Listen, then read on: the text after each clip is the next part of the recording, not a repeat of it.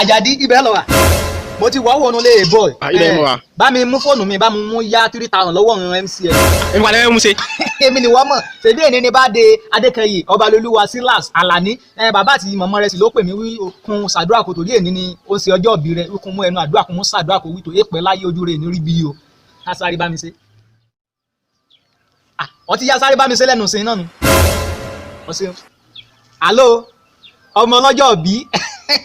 happy birthday to you Adékẹyè Ọbalolúwa Silas Alani ọmọ Ìyẹ̀rú Ọ̀yán mo fẹ́ràn mo jàre ọ̀rọ̀ kan lóye ọmọ èrò tí jẹ́wọ́ títà mo tà tán bí wọ́n wí wọ́n á ní sísan ló san Ìyẹ̀rú ló di